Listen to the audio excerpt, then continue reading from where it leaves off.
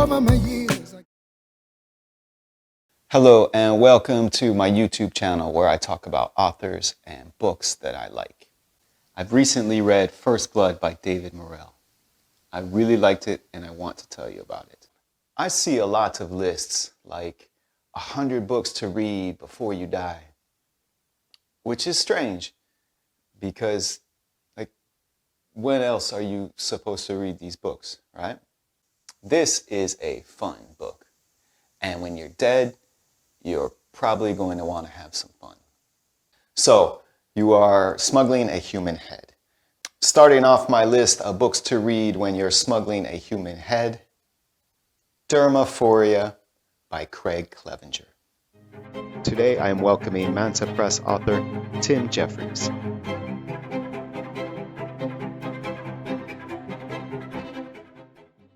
Good evening, Tim. How are you doing? Doing good. And you? Fantastic. Thank you. I have an owl that comes every night, all night, and the owl is like a smoke alarm. The battery is going down and it just beeps. Ah, okay. That's It's annoying. crazy. I've never heard an owl like that, but I have it every day, every night. Great interview, Michael. Much like a marriage to an English woman can start off as a tiresome drudge seemingly headed nowhere. And you're thinking, what is the point?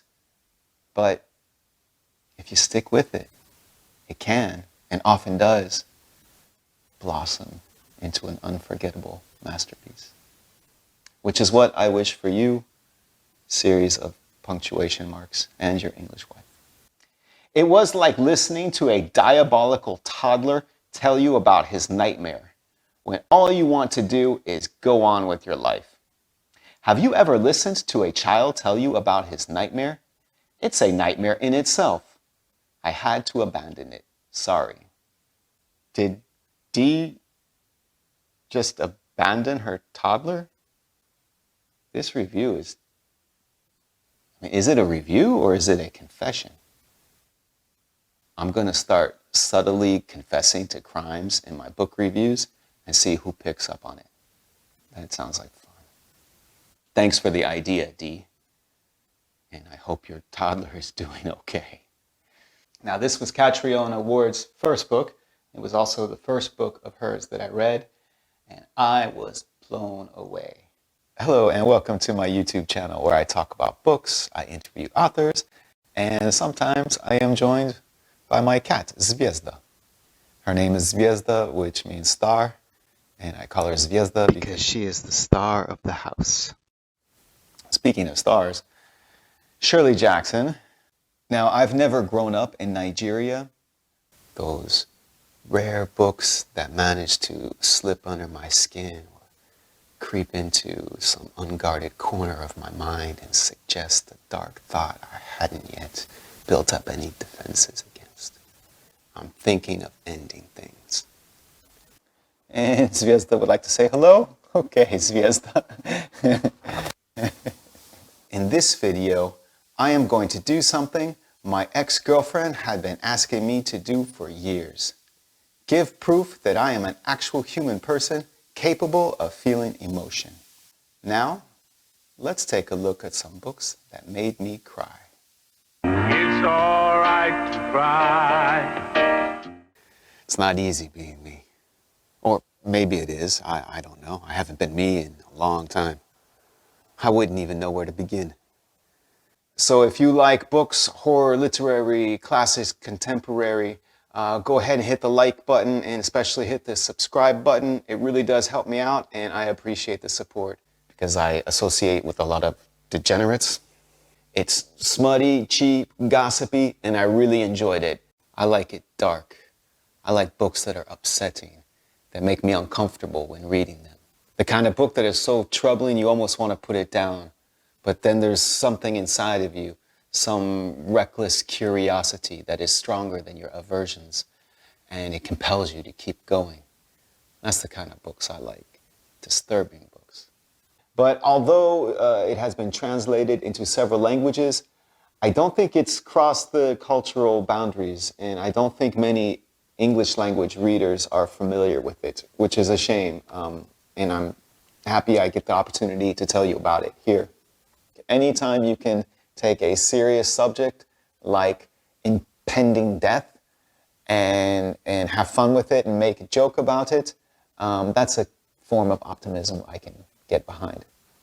I'll read each one and wait a few seconds to let you guess before revealing where they're from. Hit the like button before you begin, and if you haven't already, hit subscribe. And above all else, guess correctly. It's the only way to keep them from coming for me. Please, help me. And the winner is...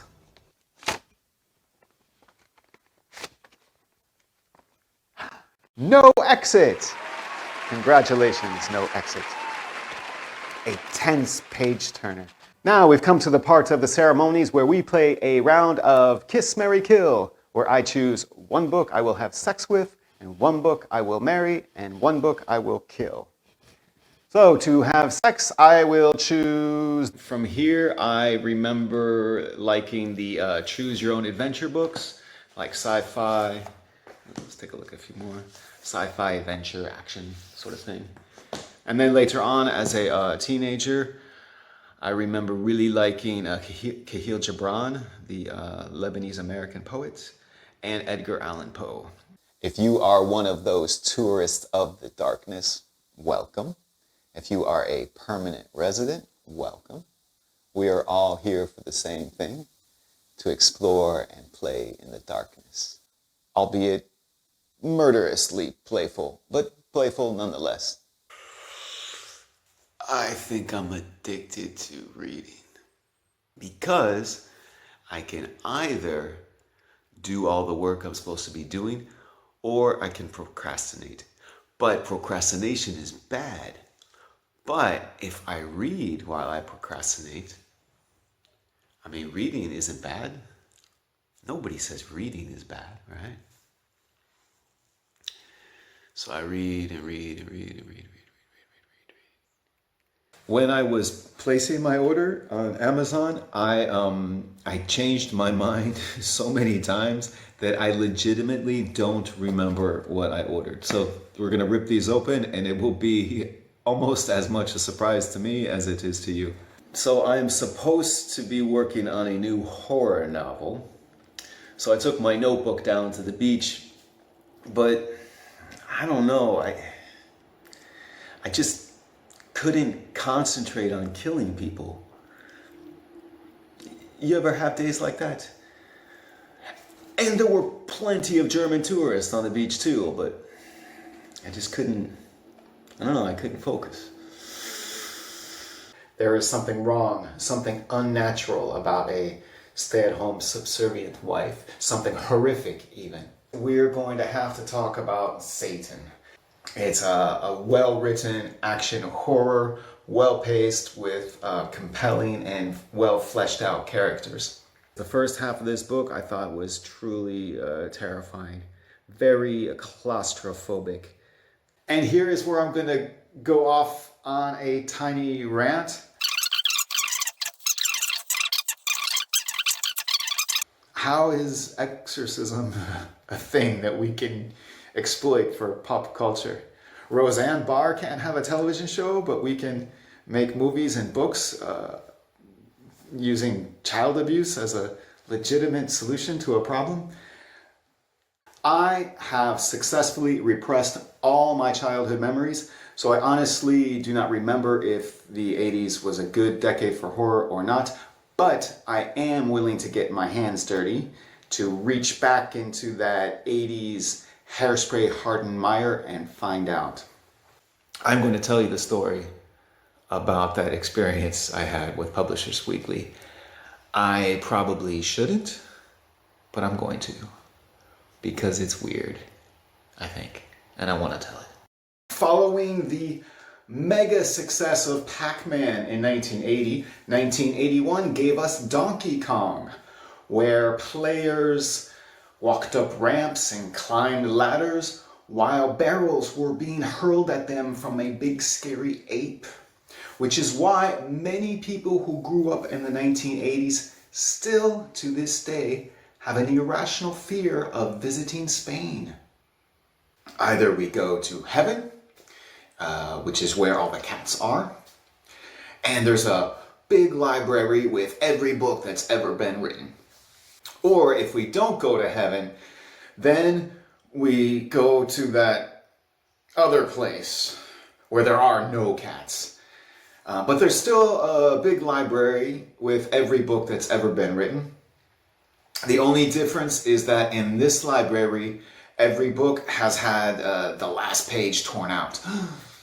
I'm no theologian, but I'm pretty sure that watching my videos means that after you die, you are guaranteed to go to heaven. Yeah. Assuming, obviously, that you like cats. So, after you die, once you've got all the haunting out of your system, you've roamed the earth and left your cryptic messages on the wind and left your image on various pieces of burnt toast, you go to heaven, you play with the cats, and then you hit the library, right? I was beginning to lose my French accent, and I was looking forward to going to a new school where the kids presumably would call me Michael instead of Michel, like they did at my old school. Hello, welcome to my YouTube channel. It's been a while since I posted anything. It's been over a week, and for a YouTube addict like I am, that's a long time. But the sad truth of it is that I got a haircut, and the haircut was really bad, and I just couldn't get in front of a camera again. I mean, I'm supposed to tell you about creepy dolls and killer kids looking like this. Going to the hair salon is always a traumatic experience for me. Usually not this traumatic, but well, I do have this hoodie.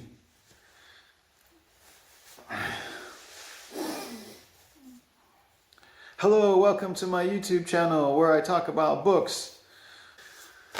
Hello, welcome to my YouTube channel where I talk about books. Literary, horror, classics, and contemporary. Well, it was fun while it lasted, wasn't it? I want my doll. I was promised a doll. Yeah, technically, I guess I did get a doll, but I want to spend more time with my doll. Think C.S. Lewis meets the Looney Tunes and they go to a sex club to discuss philosophy. I watched a YouTube tutorial on how to do a Michigan accent, and they said to put all the sound into your nose, which is what I did, but I don't think it sounded right. I must not have a Michigan nose. I was working on an opera and I lost my mind, basically. I had like a Beethoven experience because he kind of went crazy towards the end of his life. Yeah, I had a similar experience like Beethoven, but without the talent. I am coming to you from the warm and sunny south of France, but I'm pretending like it's cold and wintry. I even have an empty bowl that I'm pretending is filled with hot cocoa.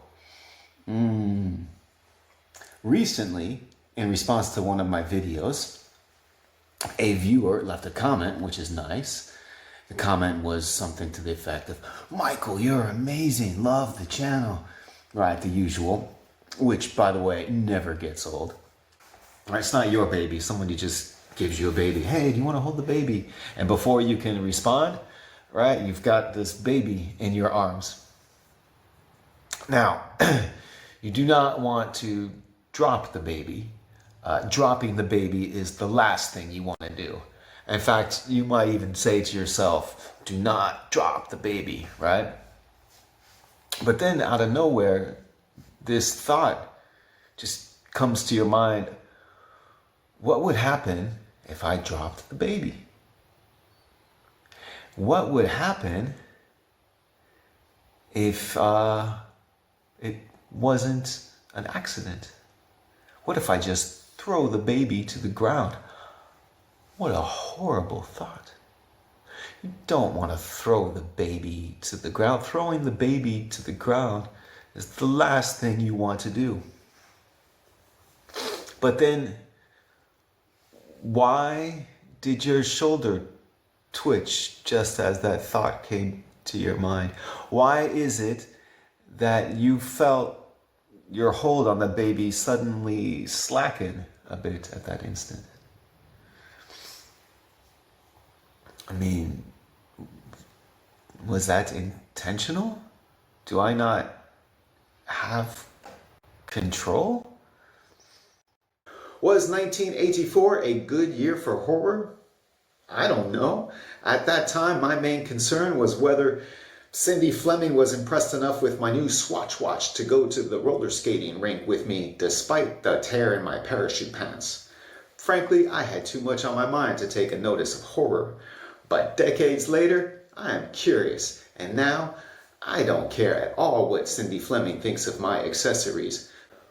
I'm gonna go off on a little rant here, okay? I have worked for other ballet troupes in Paris.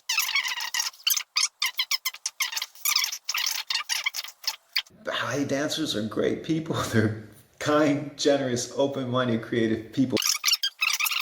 This is why whenever I meet ballet dancers, they're always fantastic people.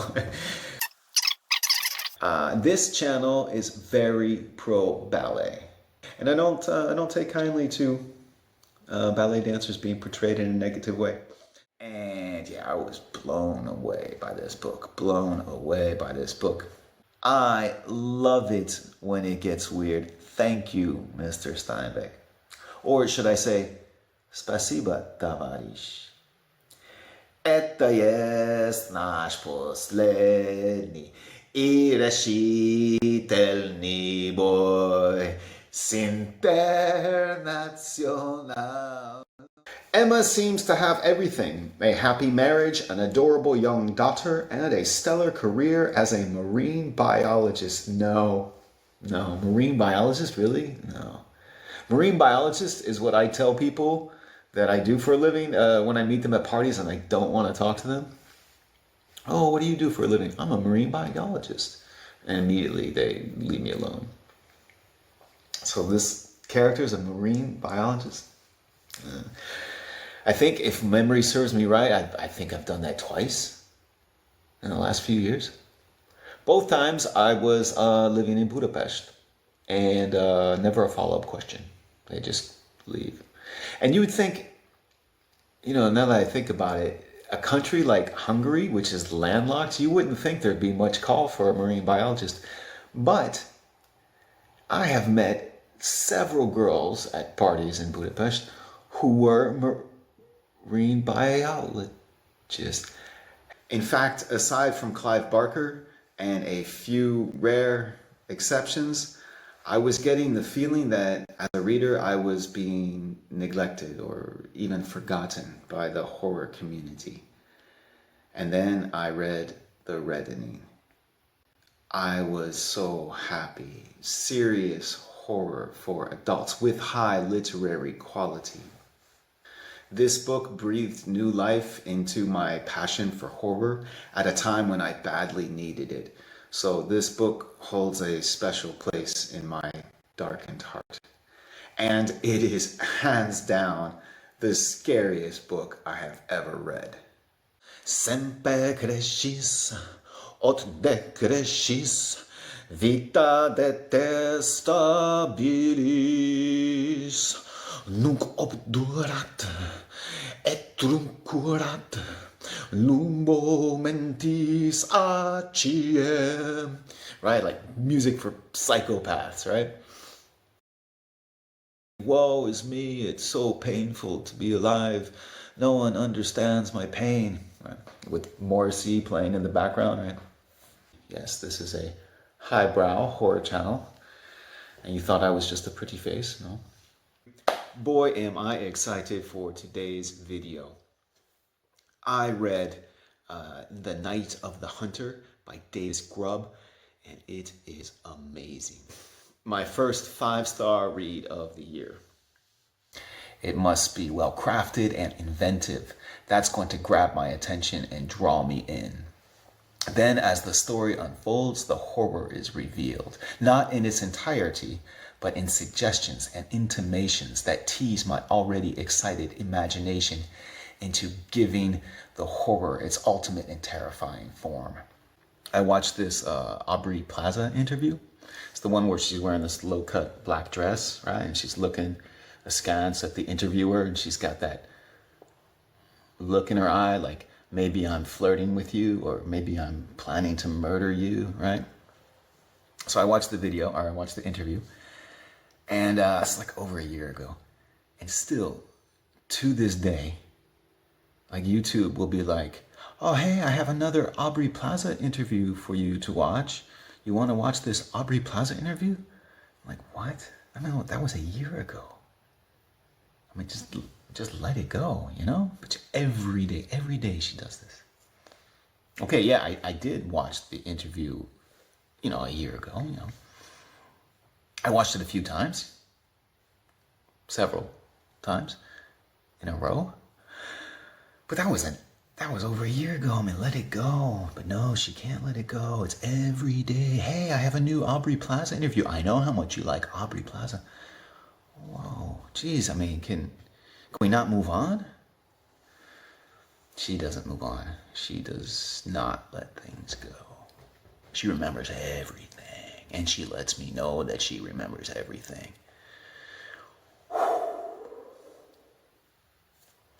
Yeah, I think YouTube might be a psychopath.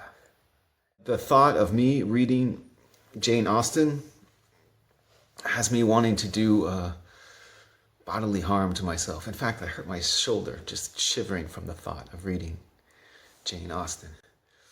Thomas Ligotti's work is sometimes referred to as philosophical horror, which I think means that it's popular with those people you meet at parties who butt into the conversation with rehearsed quotes from long dead authors they've never actually read. You know those people, they lift a half-filled wine glass when they speak as if their words were a toast or a summons to gods they know don't exist, yet whose favor they still seek, as they pontificate on paradoxes meant to refute all knowledge while exalting their own. And these people, they always have a name that begins with D. You ever notice that? It's always a Derek or a Damon or a Dina. So you sit there and you humor them, you listen to them because you're thinking, oh, this person's a liberated intellectual. I'm definitely hooking up with them, right? But then the evening winds down and you discover that they're at the party with their girlfriend, the one who's sitting alone on the sofa, looking bored in her 90s goth getup. And no, they would not be up for a threesome because really their idea of philosophy is just flipping through philosophy textbooks and underlining passages to later put to memory for the apropos quote. Their idea of philosophical horror is misattributing a Kant quote to Camus under the self-satisfied smirks of their fellow frauds. Philosophical horror. They've never even heard of Thomas Ligotti. I wouldn't want to have a threesome with those people anyway. So I did not get much done that I was supposed to get done. I did, however, read 9 books. Right? Books are great when you procrastinate. It's true because it rhymes. Well, thank you, Michael, for having me on and taking an interest in my twisted imaginings, my horrors. Thank you for your twisted imaginings, definitely. Do you have a physical copy of your latest book? Okay, wow. You have such beautiful artwork on your covers in general. Samuel Araya is my favorite artist in horror and in genre, and we've had a long association. He I've got it on my wall. I painted a picture inspired by the Ritual film, depiction of Moda, the god, on the other side.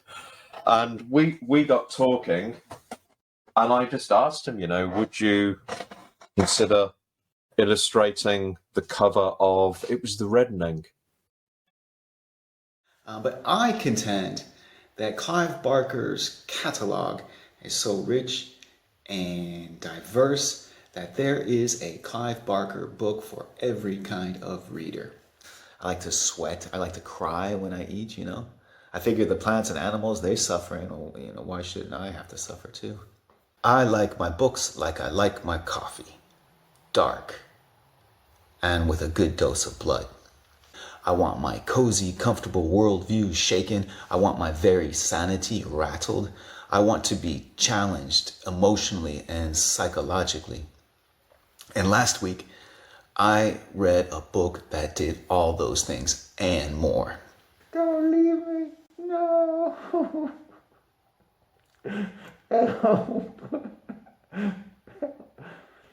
I love me some Daphne du Maurier. She is my slump buster.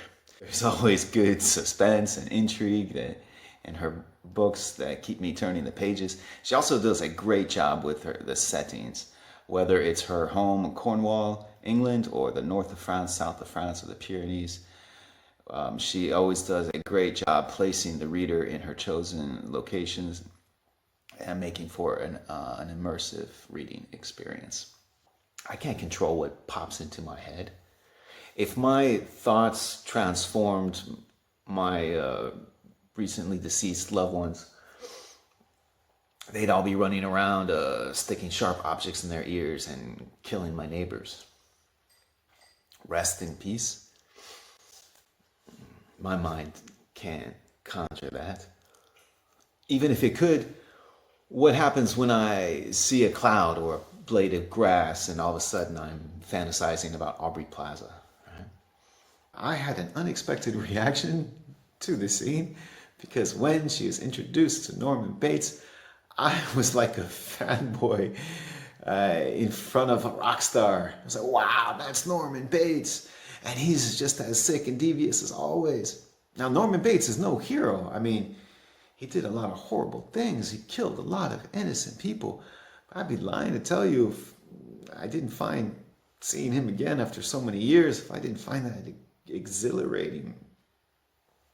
I was as giddy as a schoolgirl meeting her favorite serial killer. I mean, these books aren't even mine. And I put my cat's always in my videos. Like, how desperate am I for subscribers? That's a cat, it's not a prop, right? I mean, there's a lot of ammo you could have. He says he is from France. He doesn't have a French accent. Like, how disingenuous, how not genuine can he be? And also props. This is an example. Look at this. This is a prop I made for one of my videos. This is a baby sticking scissors into its eye. He thinks sticking babies sticking scissors in the eye, he thinks that's funny. What the hell's wrong with him, right? So anyway, there's a lot of ammo you can use if you want to start. If any creators want to start some drama with me, go for it. I won't take it bad. I will bite back, right? I'll see that and I'll create my own video and call you out for your drama. And then both of our channels will explode, right? We'll spill lots of tea and we'll have lots of fun with it. Attached is a PDF of my CV for the position of SEO writer. I know HTML.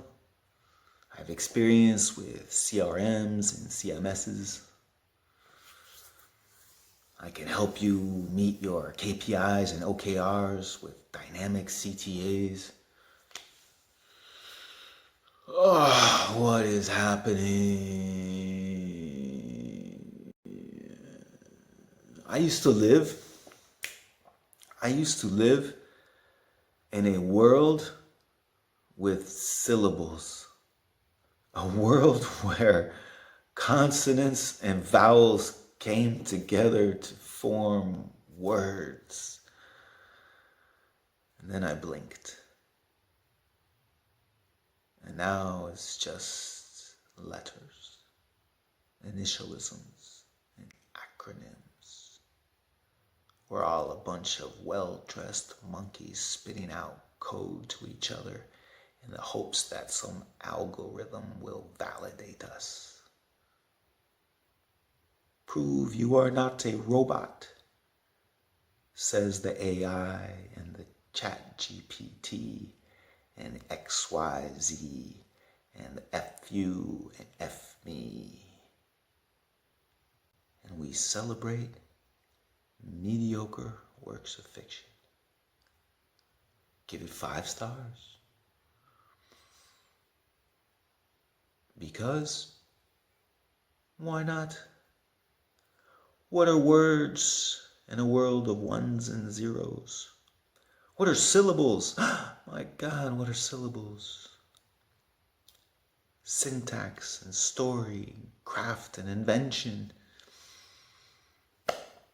That's all just fossil fuel boomer speak, relics and irrelevances.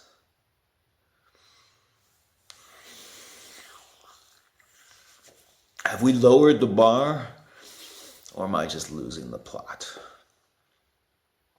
I think it's probably both, actually. Stuffing ourselves with status staples, tidbits of tropes, amuse-bouche of buzz and bandwagons. Now we mistake substandard for substance. Eat, drink, and be merry, for tomorrow we die. Eat, drink, and be merry. Don't forget to like and subscribe. I'm halfway through one book and I'm already thinking about what the next book is going to be. And even if it's a 5-star read, immediately I'll start another one. Immediately thereafter. Yeah, at this point it's an addiction, and I don't know what to do about it. I might have to go see Book Readers Anonymous. In fact, I Googled to find out where there was a bra closest to me, and the results were not what I was looking for. Hello, friend. Looking for a good book to read for the month of March? You could go with the latest title trending on booktube, or perhaps take the recommendation of a book enthusiast whose opinion you respect. Those might be good solutions. Those methods might steer you to a book you end up enjoying. Or why not follow the map of the heavens? Let the celestial orbits point you to the right book at the right time. In this video, the first iteration of your bookish horoscope for the month, I will go through all 12 astrological signs, and I will recommend 2 books for each sign, 1 horror and 1 literary. Join me, won't you? Aries. I'm quite proud of this one. So I woke up one morning and I said, I am going to read a romance book. What? True story.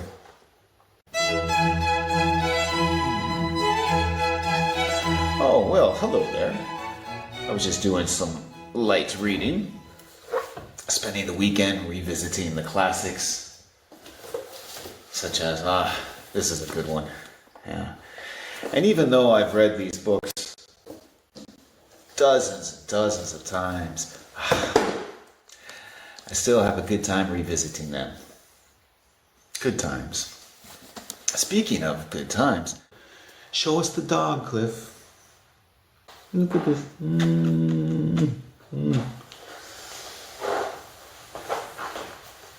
You see how easy that was? Show us the dog, Cliff. Now, does that mean that I am suggesting that you are a dumb person? My goodness, no.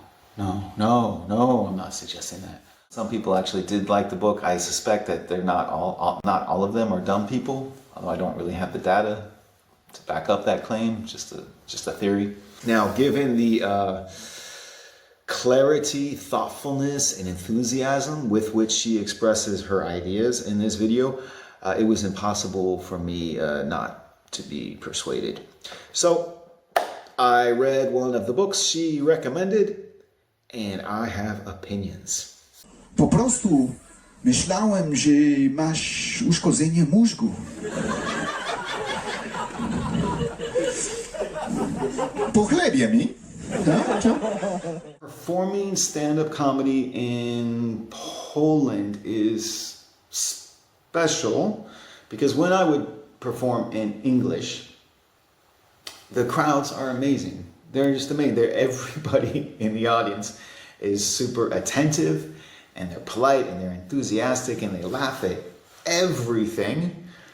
They're such a generous audience, which is not that surprising because that is generally my experience with Polish people in general. They're super easygoing, they're friendly people and easy to get along with. And that was my experience performing for them also. Do you have any idea how much sugar is in this can of chickpeas? This is 265 grams when you take the water out. 265 grams of chickpeas. Do you want to take a guess how much sugar is in this? 29 grams. 29 grams of sugar, and I eat this all the time. So much for my sugar-free diet experiment. So I have to start all over again. Now, there is a chance that my being a bit under the weather, that is psychosomatic. You see, the protagonist of All the Fiends of Hell, he is recovering from a flu at the beginning of the book. And like a method actor who becomes the character they're meant to portray, that's the level of dedication I put into my video reviews. I become the protagonist of the story. I put myself in their skin. I face their horrors for you, the viewer. And to cope with the grief, he takes up fishing. And the lore that this story introduces, I found was quite interesting as well. Interesting without being scary, but the characters are well fleshed out, and the writing is really good, and I enjoyed this read. It's essentially a story about grief. So it's a bit like Pet Sematary, but with more fishing. The points I'm going to address in this video may seem a bit strange. I am going to go to some weird places in this video.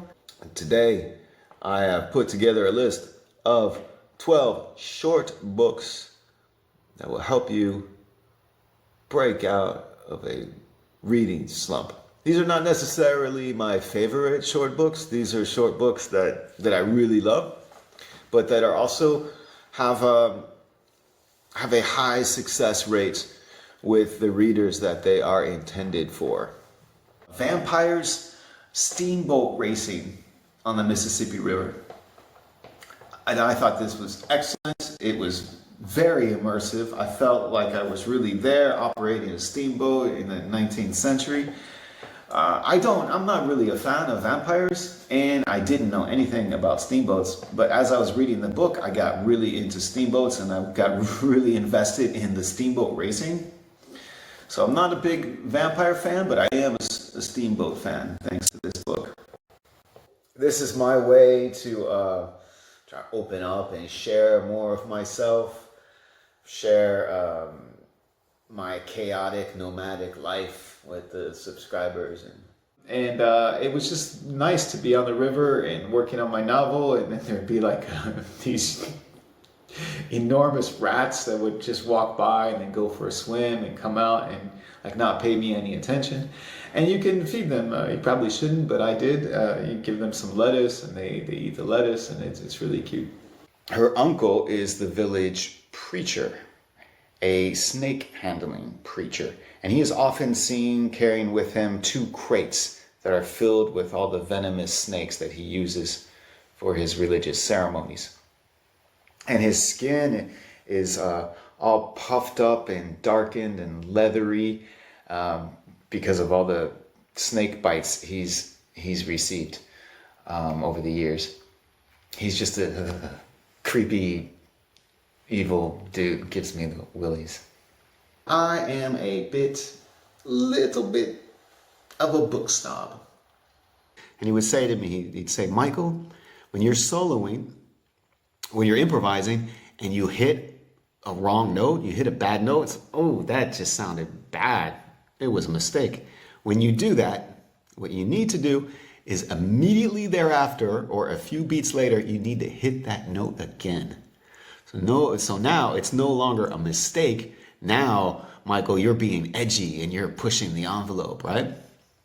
And it's true, because I would solo, I would hit a questionable note, and then I go back and hit it again. It's like, wow, Michael, you're really pushing the envelope there. That was interesting choices. Yeah. If the idea of an unemployed middle-aged man who lives alone with his cat, torturing himself by digging through the mire of forgotten horror in the hopes of finding a hidden gem, if that sounds like your idea of great content, then you are in luck.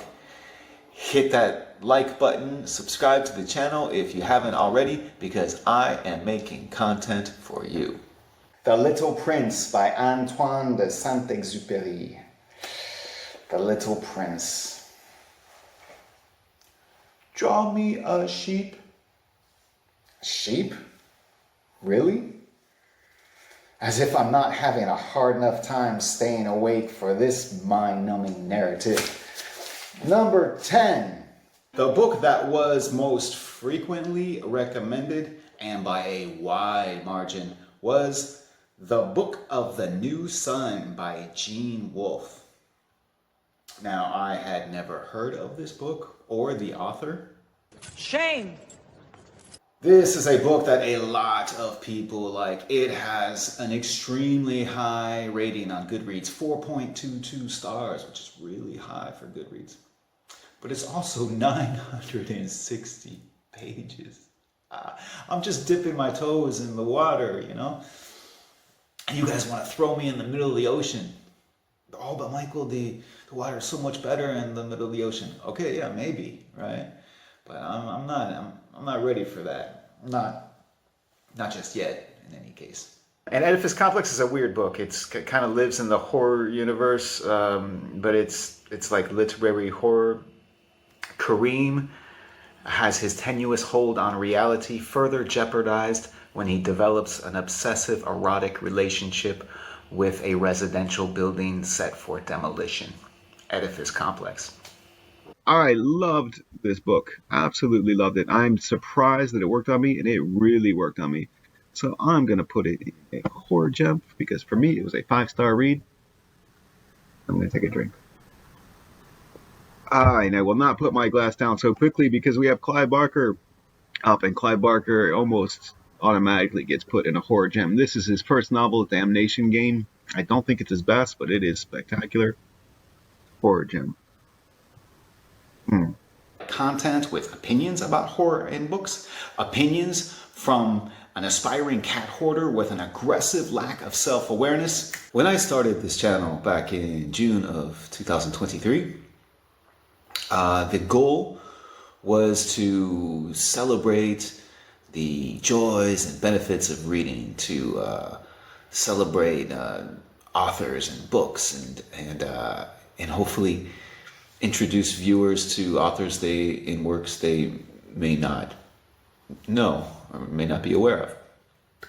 And at the time, I had just signed a contract with a publishing house, so I had access to a greater number of writers and industry professionals, and I also foresaw the need to have a platform to promote my work.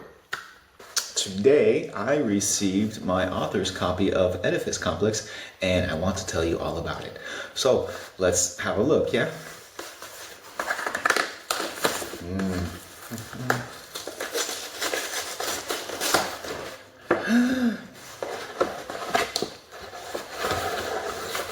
Ta-da!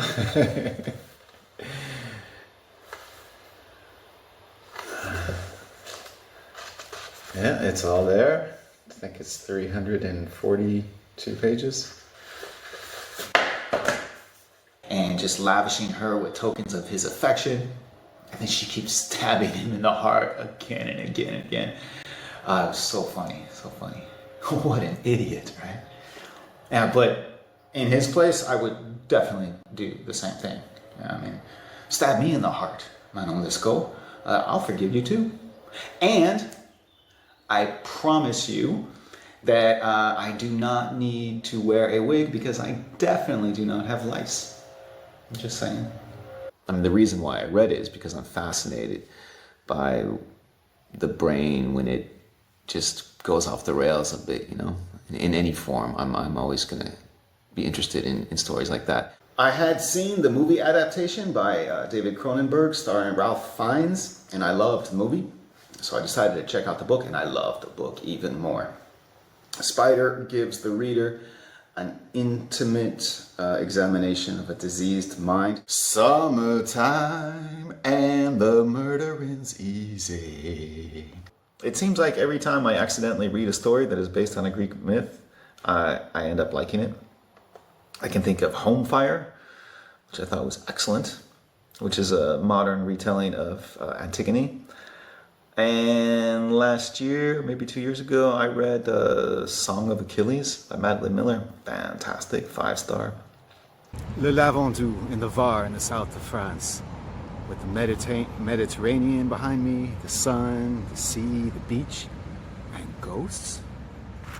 And I'll be a hemorrhoid on a duck's behind if they didn't use my life story for their movie pretty much beat for beat. They even had Bruce Willis playing the role of me, which I also play the harmonica. And I also was cheated on by Demi Moore, so it's pretty much spot on, you know? Oh, also, in the movie at the end, Bruce Willis discovers that he is dead. But in real life, like, I knew I was dead like the whole time, right? It was not like a big reveal or anything. I knew what was going on. My name is Michael, this here is Zvezda, and we will begin our exploration of horror from 1989 by taking a look at some cool cover art from horror books that came out in that year. I've prepared a short montage featuring the music of Alfred Schnittke. Enjoy the montage. I'll see you on the other side for a deep dive into 1989, the year in horror. Polish people are like the Brazilians of Europe, in my experience, right? So, like, super easy to get along with. So I'm getting similar vibes here with Latvians and with the people here in Latvia. Not quite to the level of the Polish, but still really nice.